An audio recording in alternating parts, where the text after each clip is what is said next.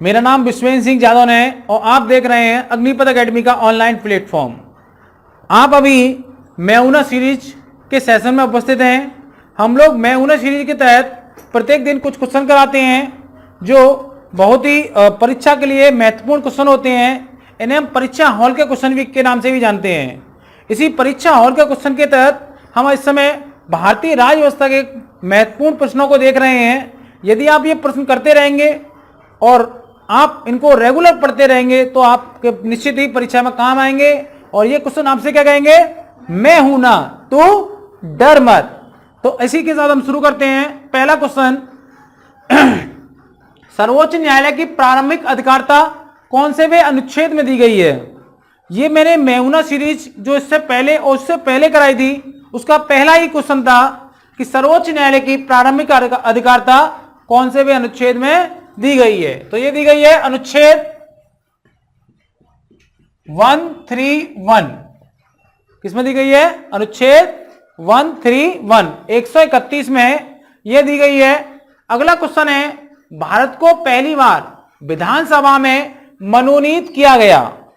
भारतीयों को पहली बार विधान परिषद में मनोनीत किया गया, मतलब ये हम अंग्रेजों के समय के शासन की बात कर रहे हैं। किसकी बात कर रहे हैं, अंग्रेजों के समय के शासन की बात कर रहे हैं। अगर आप इसको देखें तो यह अधिनियम है भारत परिषद अधिनियम 1861। तो 1861 के अधिनियम में क्या लिख सकते हैं आप लोग, 1861 के अधिनियम में। नाम चेंज हो क्या सकता है लेकिन सर एक ही आएगी, 1861 के अधिनियम में। ठीक, अगला क्वेश्चन हम देखते हैं, केंद्रीय प्रशासनिक अधिकरण। वर्तमान में केंद्रीय प्रशासनिक अधिकरण के तहत कितनी पीठें हैं, कितनी खंडपीठें हैं, 17 खंडपीठें। वर्तमान में कितनी है, 17 खंडपीठें हैं। अब केंद्रीय प्रशासनिक अधिकरण का जो प्रावधान है वो कौन से वे भाग में किया गया है, यह किया गया है 14वें ए। कौन से में, 14 ए में। और अब कार्यकाल कितना है, 5 साल या 65 वर्ष। 5 साल या 65 वर्ष की क्या आयु। कौन से वे संविधान संशोधन द्वारा इसे जोड़ा गया था, 42वें संविधान संशोधन द्वारा 76 के द्वारा इसको जोड़ा गया। ठीक है, अगला, संयुक्त बैठक का प्रावधान कौन से भी अनुच्छेद में है, कल ही कराया है और जो आपकी अभी तक क्लास ऑफलाइन, यह है अनुच्छेद 108 में। किसमें है, अच्छा मुझे बताओ, संयुक्त बैठक को बुलाएगा कौन, राष्ट्रपति। कौन बुलाएगा, राष्ट्रपति। आयोजन कौन करेगा, राष्ट्रपति। लेकिन अध्यक्षता कौन करेगा, लोकसभा का स्पीकर। कौन करेगा, लोकसभा का स्पीकर। कराया था क्वेश्चन ये, लोकसभा का स्पीकर इसकी अध्यक्षता करता है, लेकिन बुलाता कौन है, राष्ट्रपति। संयुक्त बैठक का मतलब क्या, लोकसभा राज्यसभा की संयुक्त बैठक होगी। बहुमत कैसा चाहिए इसके लिए, सामान्य बहुमत। कैसा चाहिए, सामान्य बहुमत।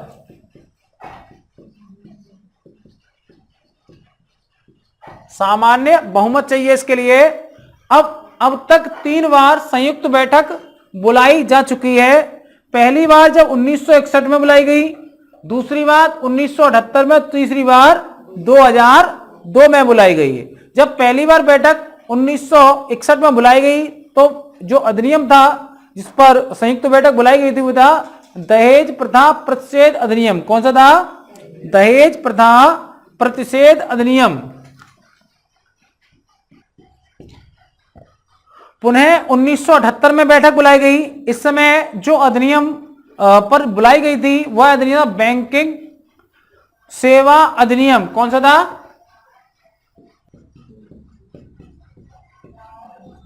बैंकिंग सेवा अधिनियम। उसके बाद 2002 क्या आया, 2002 का समय आया। अब इस समय आतंकवाद निवारण अधिनियम। कौन सा था, इसे पोटा भी कहते हैं। क्या कहते हैं? पोटा। क्लियर हुआ आपको? कोई दिक्कत? अब देखिए 5वां क्वेश्चन है राष्ट्रपति का निर्वाचक मंडल। तो पहले तो आप ये समझिए कि जो राष्ट्रपति होता है उसका चुनाव अप्रत्यक्ष प्रणाली से होता है, अर्थात सीधे जनता उसे नहीं चुनती है बल्कि जनता द्वारा चुने गए प्रतिनिधि उसे चुनते हैं। और उन प्रतिनिधियों में कौन कौन शामिल होगा तो उसमें देखते हैं हम लोकसभा के सदस्य, राज्यसभा के सदस्य, विधानसभा के सदस्य, इसके अलावा दिल्ली और पांडिचेरी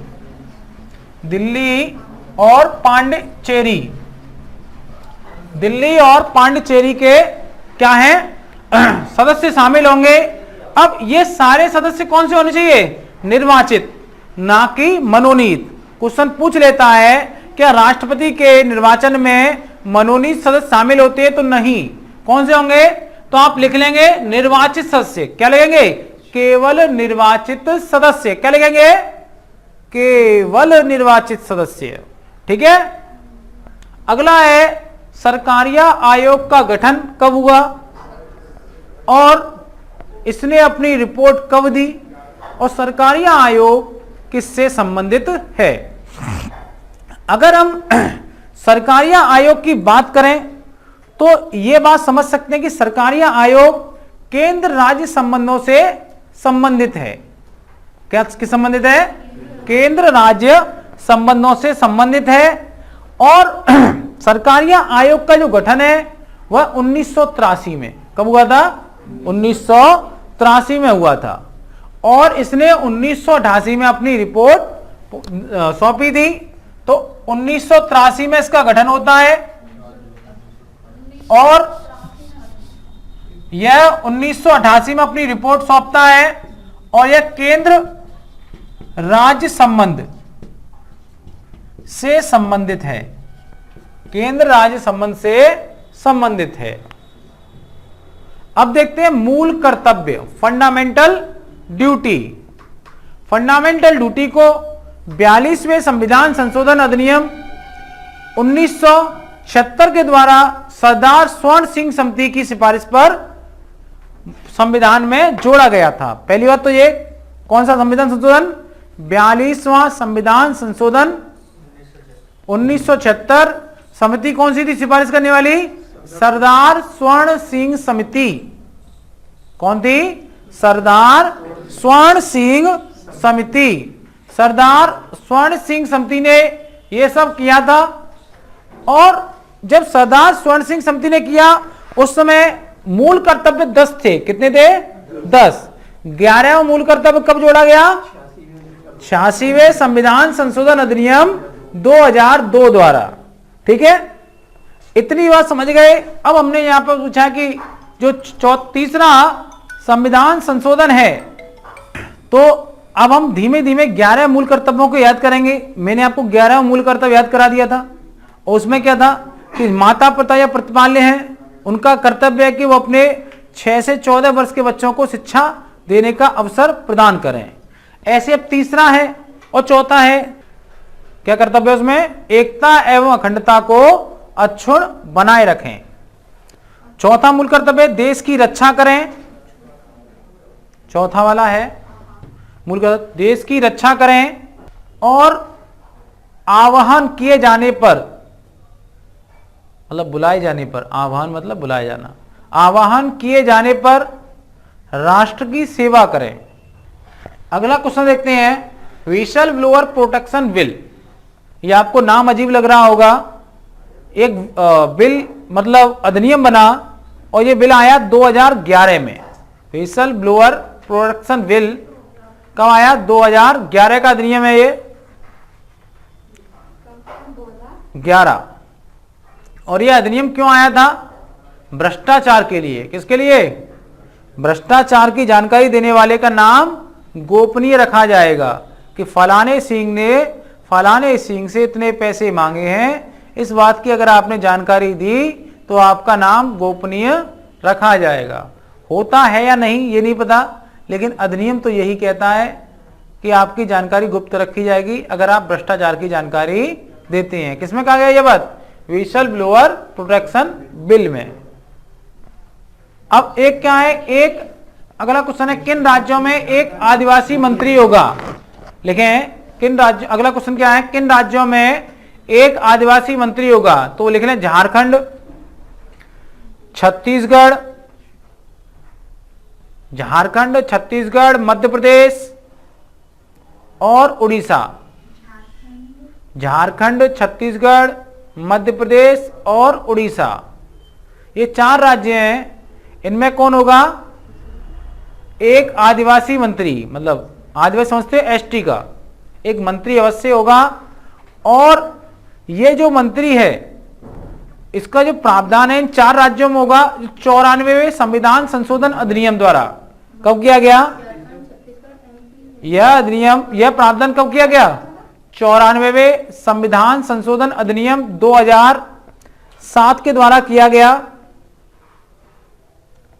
और इसके माध्यम से परिवर्तन क्या किया गया, बिहार को हटाकर झारखंड और छत्तीसगढ़ को जोड़ दिया गया। क्योंकि बिहार पहले क्या था, बिहार और झारखंड एक राज्य थे। जब बिहार को झारखंड से अलग किया गया तो बिहार में आदिवासी नहीं रहे, तो बिहार को अलग कर दिया गया और क्या झारखंड को जोड़ दिया गया। इसी प्रकार मध्य प्रदेश और छत्तीसगढ़ को 2000 में अलग किया गया था, तो दोनों को जोड़ने, मध्य प्रदेश पहले शामिल था, छत्तीसगढ़ को और इसमें जोड़ा गया। तो कह सकते हैं मध्य प्रदेश और उड़ीसा पहले से शामिल थे। 94वें संविधान संशोधन द्वारा क्या हुआ, बिहार को हटाकर छत्तीसगढ़ और झारखंड को जोड़ दिया गया। अगला क्वेश्चन देखते हैं, प्रथम प्रशासनिक सुधार आयोग, कौन सा, प्रथम प्रशासनिक सुधार आयोग, ये कब बना था, एक व्यक्ति हुए मोरारजी देसाई। कौन हुए, मोरारजी देसाई, इनकी ये इसके अध्यक्ष थे और 1966 में इसका गठन हुआ था। कब हुआ था, 1966 में प्रथम प्रशासनिक सुधार आयोग का गठन हुआ था 1966 में। और इसके अध्यक्ष कौन थे, मोरारजी देसाई। प्रथम प्रशासनिक सुधार आयोग के अध्यक्ष कौन थे, मोरारजी देसाई। द्वितीय प्रशासनिक सुधार आयोग की स्थापना 2005 में कब की गई थी,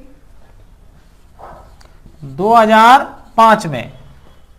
द्वितीय प्रशासनिक सुधार आयोग की स्थापना 2005 में की गई थी। जब 2005 में इसकी स्थापना की गई तो इसके जो अध्यक्ष थे हनुमंता बीरप्पा मोइली। कौन थे, हनुमंता बीरप्पा मोइली। हनुमंता, हनुमान जी का हनुमंता, बीरप्पन का बीरप्पा और मोइली, मोइली ऐसे ही है, हनुमंता बीरप्पा मोइली। इस प्रकार आपके 10 क्वेश्चन हुए। हम फटाफट एक बार रिवीजन करते हैं। सर्वोच्च न्यायालय की प्रशासनिक अधिकारिता अनुच्छेद 131 में दी गई है। भारतीयों को पहली बार विधान परिषद में मनोनीत किया गया 1861 के अधिनियम में।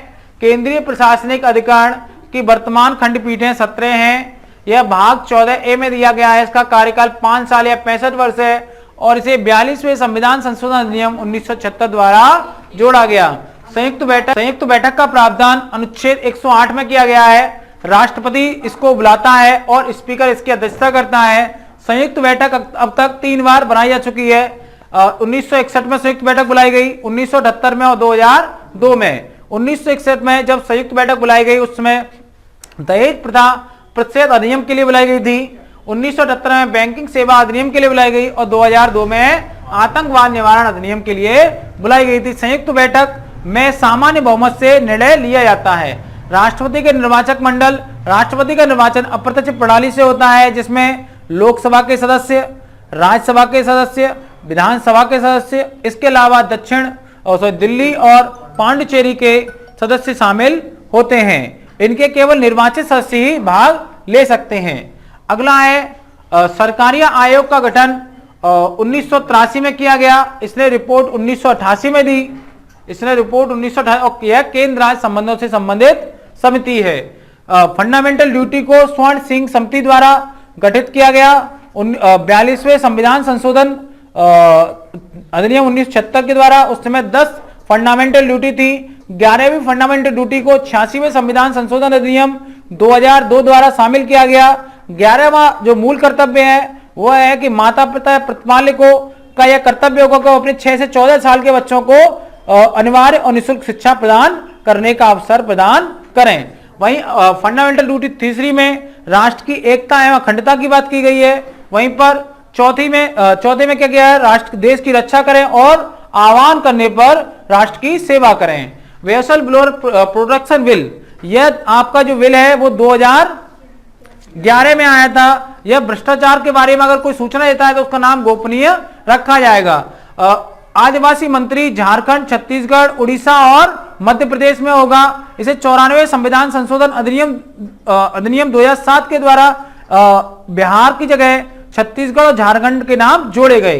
प्रथम प्रशासनिक सुधार आयोग की स्थापना 1966 में मोरारजी देसाई की अध्यक्षता में की गई थी। वहीं पर द्वितीय प्रशासनिक सुधार आयोग की स्थापना 2005 में हनुमंता वीरप्पा मोइली की अध्यक्षता में की गई थी। इस प्रकार आपकी मैगना सीरीज आज आपकी समाप्त होती है। हम आपको अगले वीडियो में फिर मिलते हैं, तब तक के लिए गुड बाय, वंदे मातरम, जय हिंद, जय भारत।